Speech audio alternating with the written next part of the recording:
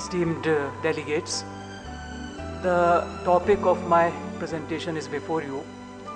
That is the role of experimental pharmacology in selecting Unani drugs and their optimized forms for clinical trials.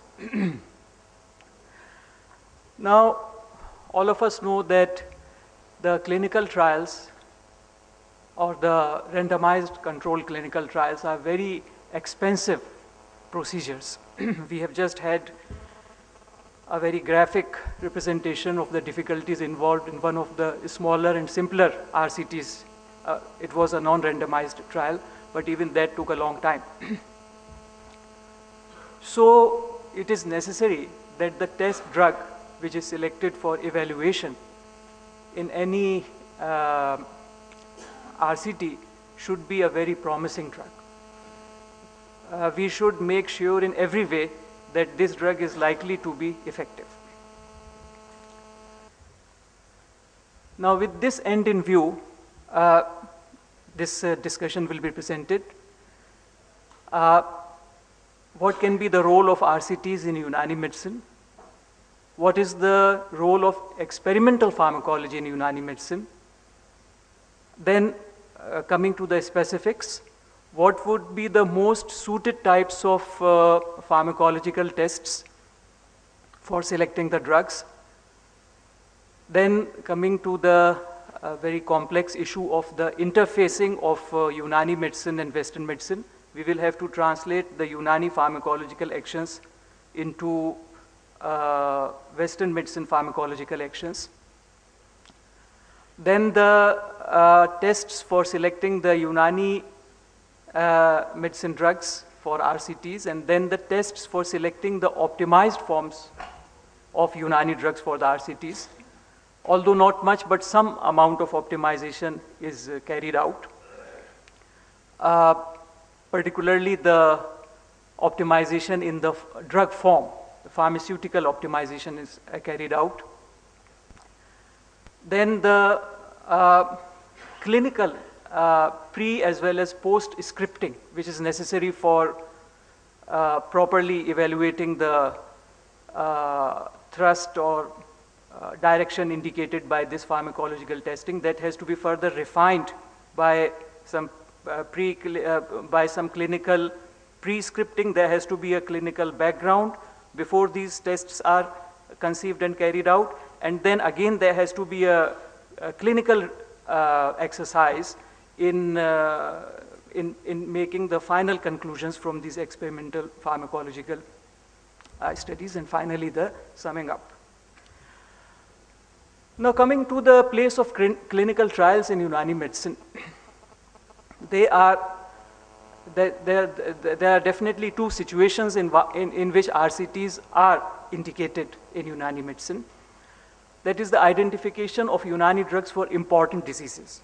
There are some very important diseases, and we should carry out this thorough methodology of RCT for identifying the Unani drugs which may be useful in these important diseases. And then, of course, the drugs for new diseases. The previous excellent presentation was regarding a new disease, that is AIDS. So the application of traditional medicines to new diseases. Now, as has been very rightly and importantly pointed out in many submissions in this workshop, in this symposium, traditional medicines do not treat with a specific drug, rather they treat with a package. So what I will be submitting today is an application of experimental pharmacology only to the specific drug part of the overall package. Although one could creatively think of the role of experimental pharmacology in evaluating the whole package itself, but that would be a complex exercise. It would be simpler at this stage to try to think up how we can use experimental pharmacology for selecting the best and most promising specific drug, which is a part of the overall package. For instance, in Wajaul Mafasil, arthritis, Unani medicine talks of Munzij, Mushil therapy, that is coctatives and then purgatives. And then they have to be followed by some specific drugs. And one of the best known specific drugs in Unani medicine is Suranjan, colchicum luteum. Now, all traditional medicines, they share a common character in that they address not only the physical level of man and drug, but also the supraphysical level of man and drug. And they do it by means of an intuitive philosophical methodology. And then the sages worked out the physical correlatives of the supraphysical things. So for now, the present-day physician, it is very easy to take into account not only the physical level of man and drug, but also the supraphysical level by means of their physical correlates. So this is something which is shared by all traditional medicines. And in this respect, all traditional medicines are fundamentally different from Western medicine. And this has to be appreciated. One may not agree with it. One may use it only as an operative procedure without agreeing to it, without believing in it. But it has to be seen clearly that this is the character of traditional medicines, and that's how they differ from Western medicine. But among traditional medicines themselves, again, there are some significant differences. Unani medicine has got a greater role for the empirical aspect as compared to other traditional medicines. And this may be because Unani medicine developed later on. The other traditional medicines are much more ancient. So they are mainly based upon the more superior methods of intuition and philosophy, while as human history is progressing and human intuitive abilities are declining, there is a need of greater empirical method. That could be an explanation. But the fact is that Unani medicine has got a greater place for empiricism, along with the intuitive and rational and philosophic part. And one of the areas where this is reflected is the idea of a specific drug. That although, like all traditional medicines, Unani medicine also treats disease with a package holistically, but at the same time, it places the specific drug quite clearly in a more demarcated manner within the package. So we would be focusing, right at this time, we are focusing only on that specific drug part of the overall package. Now, at this point, we have also to keep in view the scope of the clinical trials. The scope of clinical trials is not as big, not as important as all of us usually think. Recently, it would be a long story how I got to that reference, although it is interesting. But the point which is relevant to this discussion is that persons who occupy very senior positions in Western medicine, like one of the important functionaries of NICE in UK, Sir Michael Rawlins, they have recently done a very systematic critique of RCTs. And they have pointed out that it is wrong to believe that there is a hierarchy of scientific power, that RCTs are the best methods for scientific conclusions. He has pointed out, and with evidence and by argumentation, by discussion, that RCTs are suitable for certain situations. They are the best methods for certain situations. For other situations, some observational studies may be better. For instance, if there is a dramatic difference, then observational studies may be as good as RCTs. And if ADRs are the objective, then observational studies may be better than the RCTs. And then he has even gone on to the qualitative testing. And he has greatly emphasized the role of judgment, clinical judgment, rather than only statistical conclusions. And within the traditional medicines themselves, then there is an additional shrinking of the space for RCTs. So the scope of RCTs is not as big as we usually presume, in general also, in the perspective of Western medicine also. But within the perspective of traditional medicine, there are some more limitations which should be imposed upon the scope of RCT, as it was pointed out very nicely pointed out by Dr. Gangadharan yesterday. If we want to be faithful to Ayurveda, to Siddha and Unani medicine, and don't tamper with their character, because if we temper, all the additional benefits would be lost. In that case, we will have to make changes in the design of clinical evaluations. These clinical evaluations will not entail the study of a drug, rather they will entail the study of a package. Secondly, we may not be in a position to have totally similar subject groups. And we may even have to do without randomization, as very boldly it was attempted. One non-randomized study was undertaken. I don't know whether it was undertaken only out of a limitation or out of some positive conceptual evaluation. But in traditional medicine, it is possible that the design of a clinical evaluative study may be quite different from the existing clinical trials, in the sense that the subject groups may not be, in the sense that there may not be an insistence on making the subject groups totally identical. Now, coming to the place of experimental pharmacology in Unani medicine. Now, as we all know, traditional medicines are very sensitive to interspecies differences. And they say that any study of drugs for use in human beings should be carried out in human beings. And that is very correct. And in fact, that can open new vistas for mankind and for science, this insistence, this sensitivity to interspecies difference. But at the same time, Unani medicine recognizes some limited role of animal studies. For example, in one of the classical texts, or I can say later classical texts of Unani medicine, like Aksarai, I think, which is a explanation of the Mujiz. The author says, in the preface, the author says that very toxic drugs should be studied in animals before being given to human beings. So this indicates that Unani medicine does recognize, where it is totally inevitable, it does recognize an initial role of animal studies.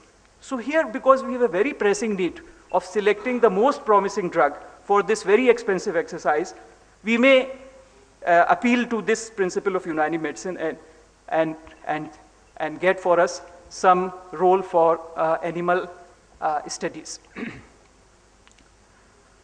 Now, in Unani medicine, experimental pharmacology can be used for validation, for ranking of efficacy, and then for expansion of data regarding the pharmacodynamics of the Unani drugs. Then the second big area is understanding their biochemical and molecular mechanisms of action. But here we have to be very clear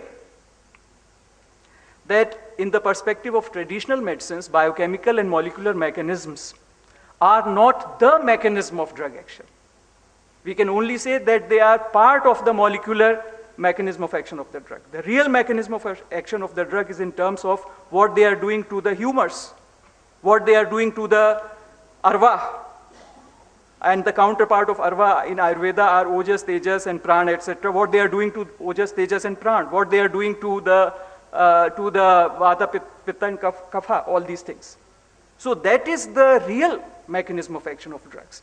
Then there is a level, at a particular level, they also interact with molecules. And so we have to be very clear that these biochemical and molecular mechanisms are not the mechanism of action, rather they are they are the molecular mechanism of action of the traditional drugs, and so they should be used only in that limited context. And then, of course, toxicity testing. Here I would say that about 15 or 20 years back, there was a lot of zeal for developing clinical tests for pharmacodynamics, like using the Filger fusion apparatus for studying the effect of sedatives on human volunteers, etc. I don't know for what reason, suddenly this has disappeared. Recently, one of the esteemed delegates over here, Dr. Narhari, told me that Dr. Sheer Sagar in Mumbai is still continuing with this sort of clinical pharmacological tests for studying the pharmacodynamics. So although we have to use experimental pharmacology, but we should be alive to these new possibilities of using clinical pharmacology even for pharmacodynamic studies. Now coming to the more specific issues, like what are the best types of tests? So we can divide pharmacological actions into two types: the physiological types of actions like analgesic, anti-inflammatory, so on and so forth, and biochemical like proton pump inhibitors and beta-2 adrenoceptor blockers, etc. So it is very clear that the physiological type of pharmacological actions are more holistic as compared to the biochemical and molecular types of pharmacological actions. And since Unani actions or actions of traditional drugs are holistic par excellence, so it is obvious that the tests which utilize the physiological type of pharmacological actions should be preferred in studies on traditional drugs. And we have to even devise new tests. For example, Unani medicine has got a lot of tonic drugs. Up to now, we have models only for hepatoprotective study. But in the same way, there are drugs which are protective to the kidneys, which are protective to the heart, which are protective to the brain. So we have to develop tests for, we have not only to choose from the existing tests which use physiological type of endpoints, rather we have to develop new tests also for studying a nephroprotective effect, cardioprotective effect, brain protective effect, and so on and so forth. Now coming to that tricky question of interface, because Unani pharmacological actions are quite different from Western pharmacological actions. So when we plan to apply experimental pharmacology methods, we are using methods which are based upon the Western medicine paradigm. So first of all, we have to make sure that the correlations which we have done is proper. So for this, it is very obvious that the Unani term or the pharmacological action which is called AFAL has to be analyzed. And then these elements of the Unani pharmacological actions have to be compared with the Western pharmacological actions, and that way we can determine more objectively the proper corresponding Western medicine pharmacological action. And it is quite possible that, as it was pointed out by Dr. Gangadharan, but in the context of diseases, in the context of syndromes and pathologies, but it is true over here also that there may not be a one-to-one correlation between Unani actions and Western pharmacological actions. So the level of correspondence should also be appreciated, and it should also be mentioned over there, whether it is a complete correspondence or it's a partial correspondence. And then this correspondence, which has been up to now made only on analytical basis, it should be experimentally tested. As far as my knowledge goes, these correspondences have never been tested experimentally up to now. For instance, a very simple thing could be, we should find out the efficacy ratios of various drugs of a particular type in animal studies and then compare it with the efficacy ratios in the clinical context. So if we find that the efficacy ratios are same, then we can be more sure that this correlation has been correct. Now coming to the areas, the work which will need to be done for applying experimental pharmacology in selecting drugs for RCTs. The validation has to be carried out. Whatever is the claim, if the drug is claimed to be anti-inflammatory, it should be validated by experimental pharmacological methods. Then the ranking of efficacy, there will be a large number of such drugs, so their efficacy should be found out and ranked. Then some minimal toxicity testing is in order. It should not be so extensive as it is there for synthetic molecules, but some amount of toxicity testing is in order, and it's a long debate, so I don't want to enter into it right now. Then the generation of the pharmacological profile. We should try to find out to the maximum possible extent what are the entirety of pharmacological actions of this Unani drug in terms of Western pharmacology, of course. Now here arises the question why we should do a pharmacological profile, because we should never do things just for the sake of it. We should try to think what is the practical benefit of this study. So some practical benefits are obvious. If newly discovered actions support the claimed action, then this is something good. then this extension, this working out of the whole pharmacological profile may lead us to some of the ADRs, adverse drug reactions. Then we may get some idea about the mechanism of action at the molecular and biochemical level. Then it may also help us in getting some idea about the patient subtypes who are more likely to be benefited by this drug. So these are some of the benefits which we can draw from this generation of the entire pharmacological profile. And then of course the dosing studies, because it has been mentioned by many persons that Unani classical texts usually describe doses on the underside.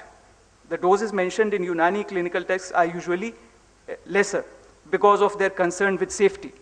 So the dosing studies should also be conducted, like Emax, the tolerated dose range, the comparison with standard drugs of this same group, etc. So this sort of testing should be done in order to determine the most proper dose. Now coming to the selection of optimized versions. Up to now we were talking of drugs in the traditional form, but as some sort of optimization is going on, and as I submitted, mostly it is in the area of forms, pharmaceutical forms. So we have to choose from these optimized forms also. That is also a task before us, and we can use experimental pharmacology for this work also.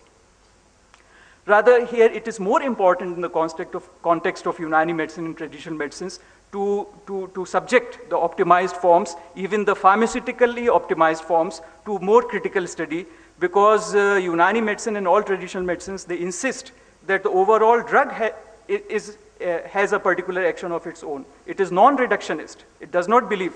It does not believe that it is it is one compound, or going a bit ahead and saying, no, these are 8 compounds which are together doing the job.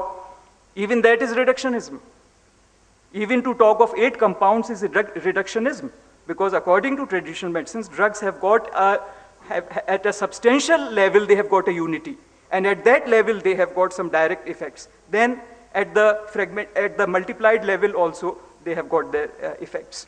So even we should not take the change of form very lightly. And any changes which have been made in the form demand that it should be seen whether this drug is still akin to the parent drug or there has been some fundamental change. So coming to the selection of optimized forms, again, validation has to be carried out, ranking of efficacy, minimal toxicity, generation of pharmacological profile, and of course bioequivalence testing. Now, in bioequivalence testing, because Unani drugs and traditional drugs, they act at a unified level.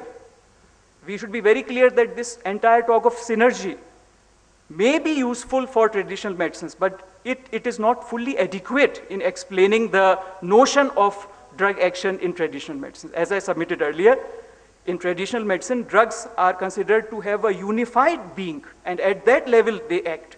So to think that if we can progress from 1 molecule to 8 molecules and work out the synergies between 8 molecules, this would be a complete description of what the traditional medicine is saying, would not be correct. So so kinetic studies won't be of much help, although in bioequivalence usually kinetic studies are more commonly used. So pharmacodynamic parameters should be used for bioequivalence, and the time course of drug action may also be determined with the help of pharmacodynamic parameters. And then of course the efficacy and toxicity testing has to be done just to ensure the bioequivalence. Then coming to this important point, because this role of animal testing and in light of the extreme sensitivity of traditional medicines to interspecies difference, all these findings should be very thoroughly, to the greatest possible extent, conclusions should be made from them in the context of clinical information. So there has to be a clinical pre-scripting as well as a clinical post-scripting to this entire exercise. The basic listing of the drugs should be done on purely traditional basis, on the basis of classical Unani texts and classical Unani descriptions and parameters. And then the survey of Mujarrabat literature should also be made. I don't know whether there's a counterpart of this in Ayurveda, but in Unani medicine, in addition to the texts, there are some Mujarrabat. Mujarrabat means tajruba, from experience.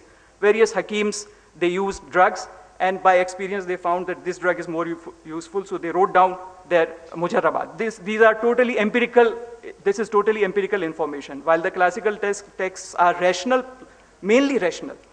So the Mujarrabat literature should also be surveyed to make some further shortlisting of these drugs which have been selected on the rational basis. And then, of course, the experimental pharmacological study should be carried out. Then the data of experimental pharmacological study, one thing more, Unani medicine is being utilized in hospitals all over and by private hakims and tabibs.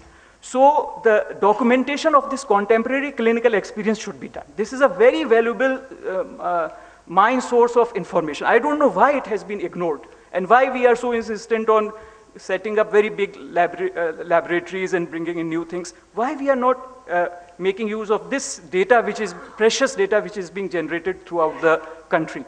So there should be a documentation of contemporary clinical experience by means of observational studies or something even simpler than that. And this should also be used for making the shortlisting. Then this shortlist should be subjected to the pharmacological, experimental pharmacological testing. And finally, the findings of this experimental pharmacological testing should again be checked. Suppose the study tells us that, no, it is not Suranjan, it is Bisphage, which would be better for this type of arthritis. Then Bisphage should be subjected to some simple observational studies and maybe clinical pharmacological studies to counter-check this conclusion. And then finally, we should be satisfied and we can select Bisphage as the most promising test drug for a clinical trial. Summing up this entire submission, we can say that since Unani medicine is a bit more empirical than other traditional medicines, so it has clearly a place for experimental pharmacology, particularly in the area of selecting the most promising drugs for clinical trials, which are very expensive exercises. And holistic tests should be used, and new ones too should be developed. And finally, the findings of these experimental pharmacological study should be supported and refined by traditional descriptions and by clinical pre-scripting and post-scripting.